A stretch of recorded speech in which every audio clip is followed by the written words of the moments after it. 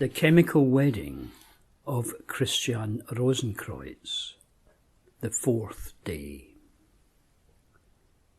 I was still lying in my bed, calmly looking at the wonderful pictures and sculptures that filled my room, when suddenly I heard cornets playing, as if the procession had already started. My page jumped out of bed like a mad thing, looking more dead than alive. And you can imagine how I felt too, when he said that the others are already being presented to the king. I did not know what to do, beyond weeping bitterly and bemoaning my laziness. But I got dressed. My page was ready much sooner, and ran out of the room to see how things stood. Soon he returned, bringing the welcome news that nothing was lost. I had merely slept through breakfast, and they had not had me woken on account of my age.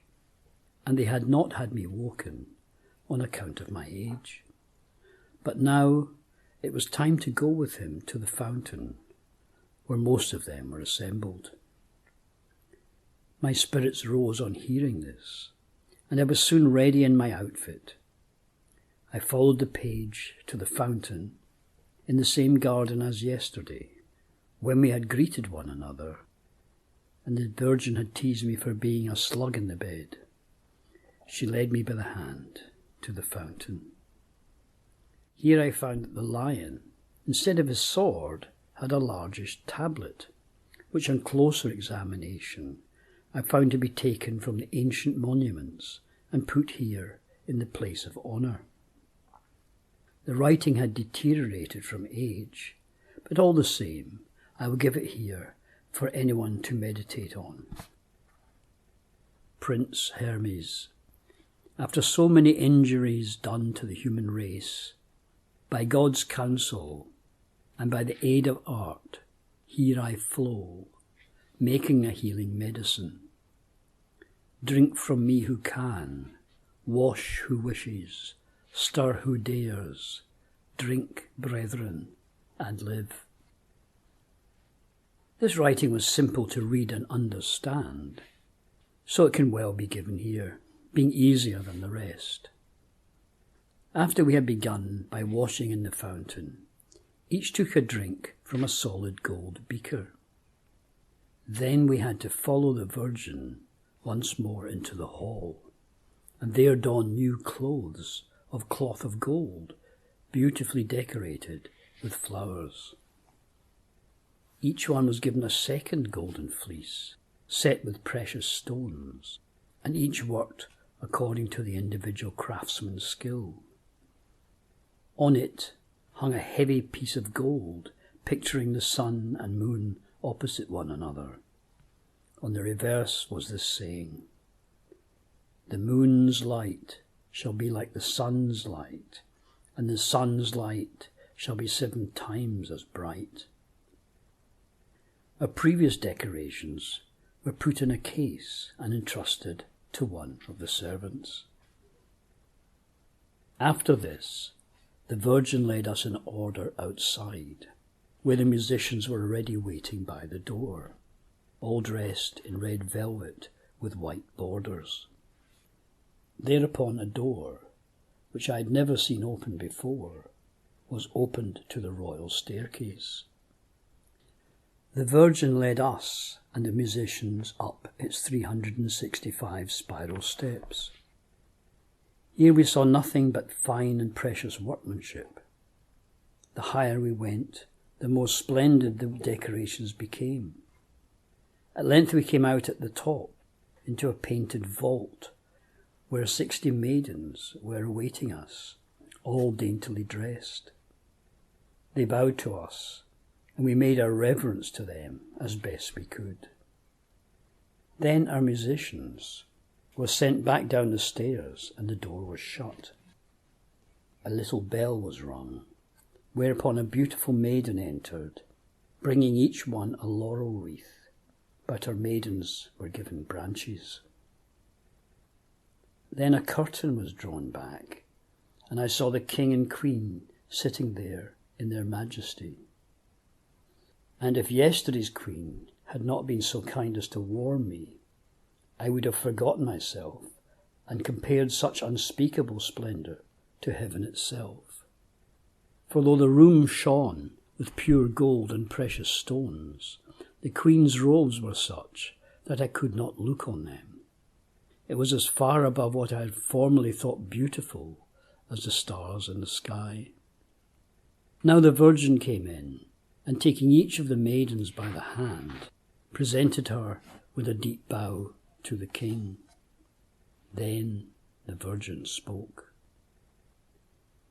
May it please your Majesties, gracious King and Queen, the gentlemen here present have come at the risk of life and limb. Your Majesties have reason to rejoice, since the majority are well qualified to contribute to your Majesty's kingdom and estates, as will be ascertained from each one. I therefore pray to present them humbly to your Majesties, and humbly beg to be discharged of this my commission, and that each be questioned graciously about my deeds and omissions. Thereupon she laid her laurel branch on the ground. It would have been fitting now if one of us had said a few words, but we were all tongue-tied. At last the aged Atlas came and spoke on the King's behalf. Their Majesties are well pleased by your arrival, and wish one and all to receive the royal favour.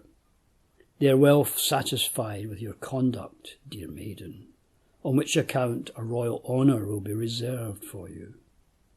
But they think that you should continue to attend them today, as they have nothing with which to reproach you.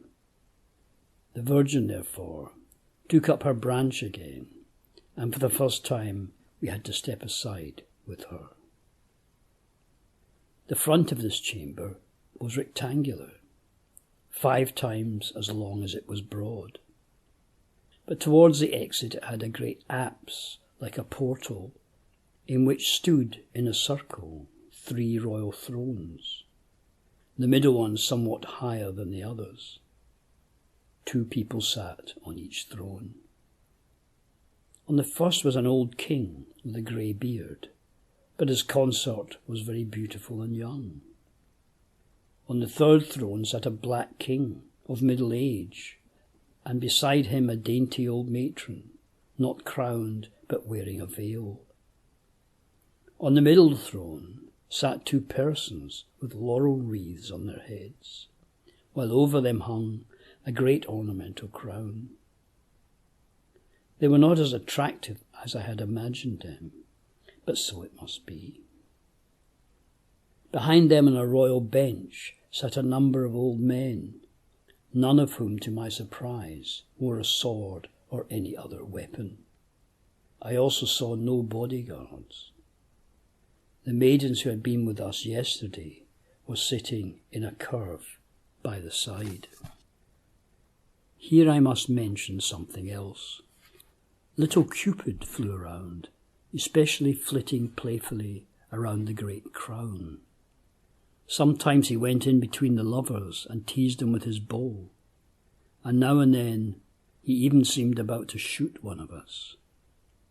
In short, the child was so mischievous that he would not even leave the little birds alone that flew in great numbers around the chamber, but annoyed them whenever he could. The maidens had a short way with him, and when they caught him, he could not easily escape. This little knave provided great diversion and amusement. Before the Queen stood an altar, small but exquisitely decorated, on which were a black velvet book discreetly overlaid with gold, and beside it a small taper in an ivory candlestick. For all its smallness it burnt on, and if Cupid had not sometimes blown on it for fun, we would not have taken it for a fire. Near this stood a sphere or celestial globe, turning neatly on its own, also a little striking clock, and next a tiny crystal fountain, out of which a clear, blood-red liquid continually ran. And lastly a skull, in which was a white snake, so long that although it crawled round and encircled all the objects, its tail remained in one of the eye holes of the skull, until its head came back to the other, so that it never left its skull.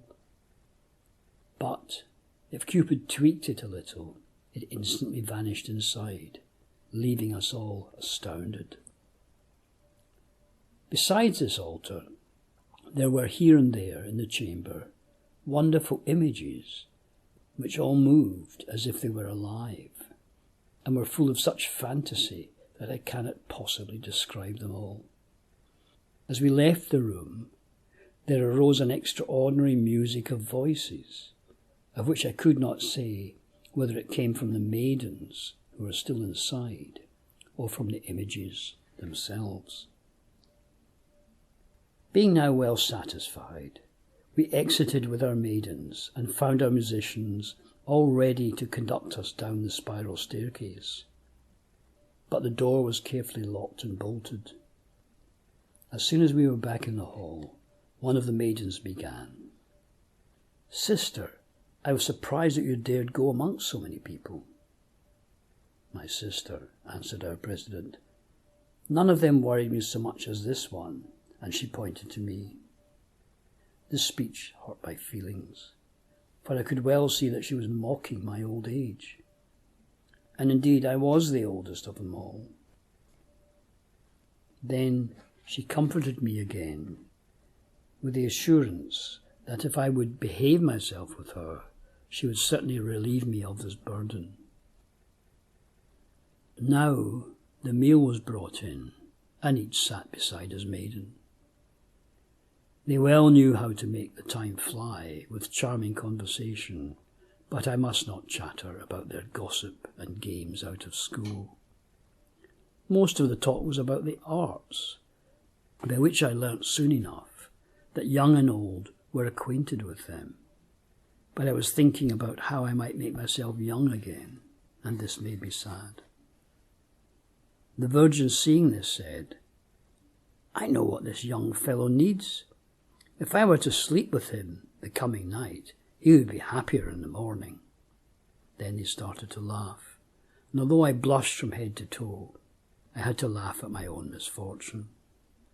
There was one who tried to turn my shame back on the Virgin, saying, "I hope that not only we, but the maidens themselves will bear witness to our brother that our Virgin President has promised to sleep with him tonight." "I should be happy at that," answered the Virgin, "if I had not my own sisters here to fear. For what would they do if I were to choose the fairest and best without their leave?" "My sister," began another, "you can see from this that your high office has not made you proud. If, by your permission, we may make these gentlemen our bedfellows, choosing them by lot, we are most happy for you to exercise your prerogative." We left it at that, thinking it a joke, and began to talk to each other again. But our Virgin would not leave us in peace, and began again. "Sirs, what if we let chance decide who would sleep with whom tonight?"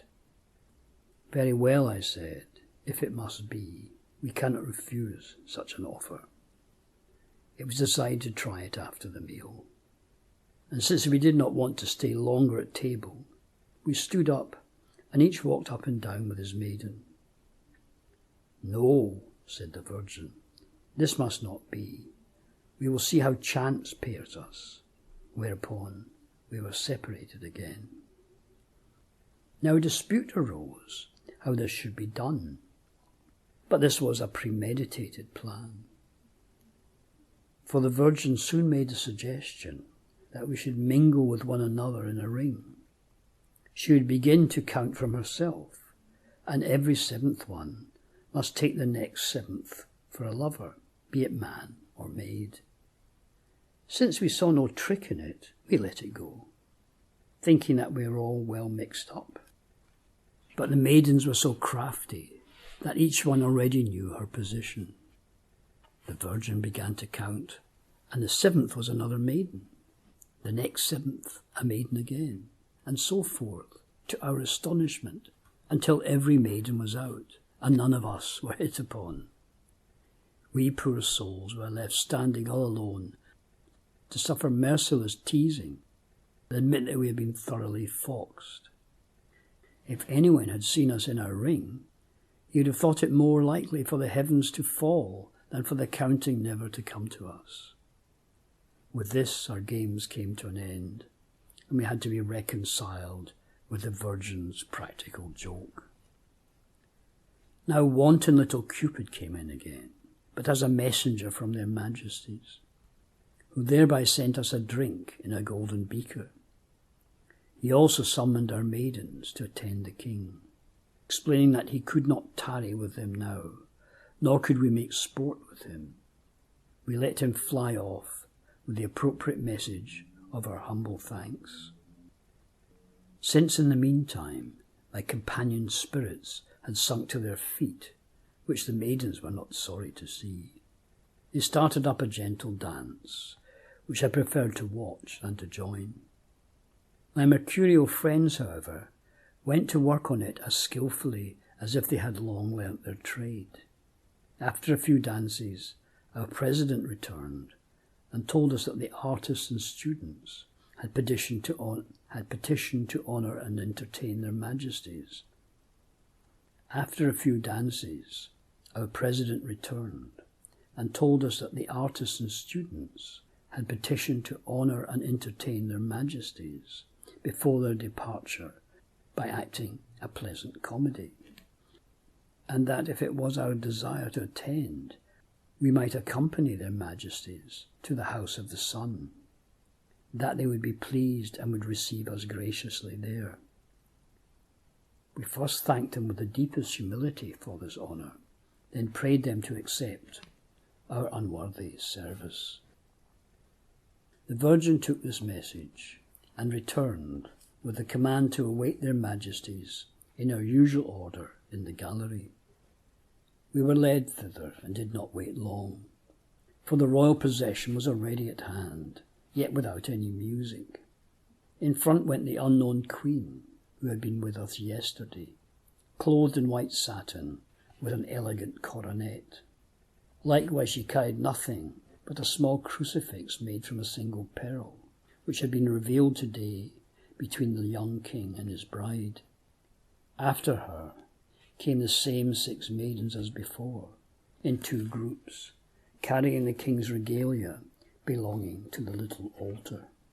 Next came 3 kings, with the bridegroom in the middle. He was quite plainly dressed, just in black satin. But he was quite plainly dressed, just in black satin, Italian style, and wearing a small round hat with a little black pointed feather. He doffed it to us courteously to show his favour towards us, while we bowed, as we had to the previous one, as we had been instructed. After the kings came the 3 queens, of whom 2 were richly dressed. The one in the middle was also in black, and Cupid carried her train. Here we were signalled to follow, and after us the maidens, until old Atlas brought up the rear. In such procession we came at last, through many an elegant walk, to the house of the sun, where we took our places near the king and queen, on a specially erected platform, to watch the comedy that had been prepared. We were on the right of the kings, though separated from them, and the maidens on their left, except those in charge of the royal insignia, who were given a special place at the top. Any other servants had to stand below, between the pillars, and make the best of it. Now, since much in this comedy was strange and remarkable, I must not fail to give a brief summary of it. Act 1. To begin with, an old king came out with several servants. A small chest was brought to his throne, with the news that it had been found in the water. When it was opened, there was a lovely baby, a few jewels, and a small letter on parchment, sealed and addressed to the king.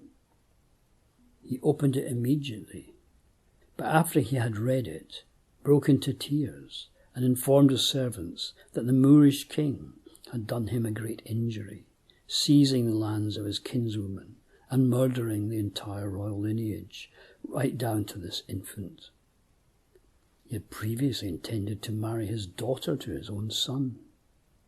The king swore eternal enmity towards the Moor and his accomplices, and to wreak revenge. Then he ordered the baby to be nursed tenderly, and himself to be armed against the Moor. This preparation, and the girl's upbringing, for after she was a little older. This preparation and the girl's upbringing, for after she was a little older, she was put under an old tutor, lasted the whole first act, with many a fine and excellent diversion. First Interlude. Here a lion was set to fight a griffin, and the lion won, which was very good to watch. Act 2. In the second act, the Moor came on, a spiteful black man. He had learned to his fury that his massacre had been discovered, but that a little girl had been rescued from him by stealth. He wondered how he could counter so powerful an enemy by treachery, and was advised by some who had fled to him to escape famine. Against everyone's expectations, the girl fell into his clutches again, and he would certainly have had her strangled if he had not been cleverly deceived by his own servants. This act closed with a splendid triumph of the Moor. Act 3. In the third act, a great army was assembled by the knight against the Moor, commanded by a brave old knight, who invaded the Moor's land, and at last rescued the girl from the tower and clothed her again. After this, they quickly raised a splendid platform and placed their young lady upon it. Soon came 12 royal messengers, among whom the same elderly knight made a speech, saying that his most gracious king had not only saved her from death before now, but had raised her in regal fashion, though she had not always behaved properly. Now he had chosen her, before all others, as wife to the young lord his son, and wishing this wedding to take place without delay, so long as she would swear to him the following articles. Here he had read out from a parchment certain admirable conditions, which should be well worth recounting if it would not take too long. In brief, the maiden swore an oath to keep them faithfully, and thanked him most gracefully for this high favour. Then they all set to singing the praises of God, the king, and the maiden, and thus exited for the time being. Second Interlude. As a diversion, the 4 beasts of Daniel were brought on, as he saw them in his vision, and minutely described them, all of which had a certain significance. Act 4. In the fourth act, the maiden was restored to her lost kingdom and crowned, and for a while was joyfully paraded in the courtyard with all ceremony. Many ambassadors presented themselves, not only to wish her well, but also to admire her finery. But her good conduct did not last for long.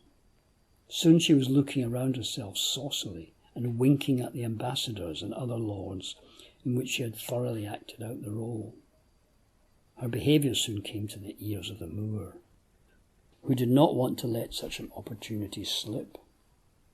Since her steward did not keep proper guard over her, she was easily seduced with extravagant promises, so that she lost her confidence in the king, and secretly fell by degrees under the Moor's influence. Thereupon he made haste, and when he had brought her willingly into his power, he charmed her with words until her whole kingdom became subject to him. Then, in the third scene of this act, he had her led out and stripped entirely naked, bound to a pillar on a rough wooden scaffold, well whipped and finally condemned to death. This was so pitiful to see that many eyes ran over. Then she was thrust naked into the dungeon to await her death, which was to be by poison. It did not kill her, however, but left her completely leprous. So this act was largely tragic. Third interlude. In between, they brought out Nebuchadnezzar's image, decorated with many coats of arms on its head, breast, belly, thighs, feet, etc., which will also be discussed in the forthcoming interpretation. Act 5. In the fifth act, the young king was told of all that had occurred between the Moor and his intended wife. First he made intercession for her with his father, pleading that she not be left in that condition. His father agreed to it, and legates were made ready to comfort her in her sickness and imprisonment, yet also to reprimand her for her indiscretion. But she would not receive them, consenting instead to be the Moor's concubine, which also occurred, and the young king was informed of it. Fourth interlude. Now came a chorus of fools, each of them carrying a piece, out of which they rapidly assembled a great globe of the world, and immediately demolished it again. This was a fine, entertaining fantasy. Sixth act. In the sixth act, the young king decided to offer battle to the Moor, which took place, and the Moor was vanquished. Everyone thought that the young king was dead too, but he recovered, freed his spouse, and prepared for his wedding, putting her under the guardianship of his steward and chaplain. The former greatly oppressed her until the tables were turned, and the padre became so bad and bold that he wanted all the power. When the young king was told of this, he instantly sent someone to break the padre's power and to adorn bride in moderation for the wedding. Fifth interlude. After the act, a gigantic artificial elephant was brought out, which carried a great tower with musicians, to the delight of all. Act 7. In the last act, the bridegroom appeared with almost incredible pomp, so that I wondered how such things were possible. The bride came towards him with great solemnity, and all the people cried out, "Vivat sponsus, vivat sponsa, long live the bridegroom, long live the bride." Thus, through the comedy, they were all congratulating our king and queen in the most courtly manner, all of which, as I later learned, pleased them extraordinarily. Finally, they all circled round in a procession, till at last everyone began to sing as follows: "This blessed time brings us such joy with the king's wedding. Therefore sing ye all, and let it sound forth. Joy be his who bestows this on us. The lovely bride, whom we have awaited so long, will now be betrothed to him. We have won what we have striven for. Happy is he who looks to himself. The goodly elders are now invited. Long have they been cherished. Increase honourably, that thousands may arise from your own blood." After this they took their leave, and so the comedy, especially pleasing to the royal persons, came to a happy end. Evening had almost come, so everyone departed in the same order. But we were to follow the royal persons up the spiral stair to the chamber I have spoken of. Here the tables were richly set, and it was the first time that we had been invited to the royal table. The little altar was placed in the middle of the room, and the 6 royal insignia were laid upon it. The young king conducted himself very graciously towards us, but he could not have been entirely happy, because though he sometimes talked a little with us, he frequently sighed. Little Cupid only scoffed and played his tricks. The old king and queen were very serious, and only the wife of one of the old ones showed any levity. I do not know why. The first table was occupied by the royal persons, and we sat by ourselves at the second. At the third were certain well-born maidens. All the other men and maidens had to wait. Everything was conducted with great state, but in such solemn stillness that I dare not say much about it. I must nonetheless mention that before the meal all the royal persons had put on shining snow-white clothing and thus sat down at table. Above the table hung the same golden crown, whose precious stones alone could well have sufficed to light the room. However, all the lights were kindled from the small taper on the altar. For what reason, I truly do not know.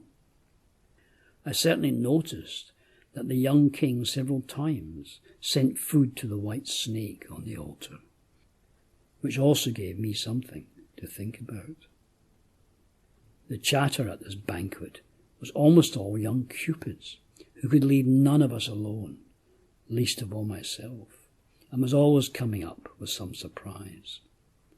But there was no joy besides, and everything took place in silence. I could well imagine that some catastrophe was imminent.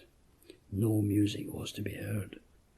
If anyone was asked a question, we replied in short, leaden words, and left it at that. In brief, everything had such a weird look about it that the sweat started to trickle down my body, and I think that the bravest man would have found his courage ebbing. Now that the supper was almost at an end, the young king called for the book to be brought him from the altar, and opened it. Then he had an old man ask us once again whether we intended to stay by him for better or worse. We affirmed this trembling. Whereupon he asked us sorrowfully whether we would put our names to it. We had no choice but to consent, and so each had to stand up in turn and sign the book with his own hand. When this was done, the crystal fountain was brought forward, together with one very tiny glass, and all the royal persons drank from it, one after the other. Then it was handed to us, and so on to all the other people, and this was called the Haustus Silentii, the draught of silence. Hereupon, all the royal persons gave us their hands, with the warning that, if we did not henceforth stay by them, we would never see them again. At this, our eyes truly ran over, but our president engaged herself solemnly on our behalf, which satisfied. Now, a small bell was rung, at which the royal persons grew so pale that we almost despaired. Soon they were laying aside their white garments and dressing all in black. The whole hall was hung with black velvet, the floor covered with the same, and also the ceiling, this having been prepared beforehand. Next, the tables were removed, and everyone sat round on the bench, ourselves also putting on black garments. Our president, who had been out, returned, bringing with her 6 satin bandages with which she bound the eyes of the 6 royal persons. Now that they could see nothing more, the servants speedily brought 6 covered coffins into the chamber and set them down, also placing a low black bench in the middle. Finally, a tall man entered the room, black as coal, bearing in his hand a sharp axe. First, the old king was led to the bench, and his head was instantly struck off and wrapped in a black cloth.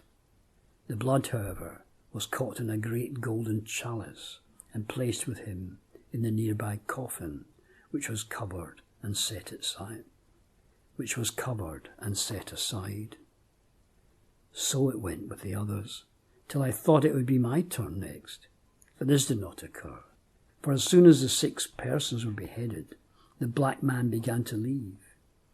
Another followed him, and just before the door he struck off the executioner's head and brought it back, together with the axe, both of which were laid in a small chest.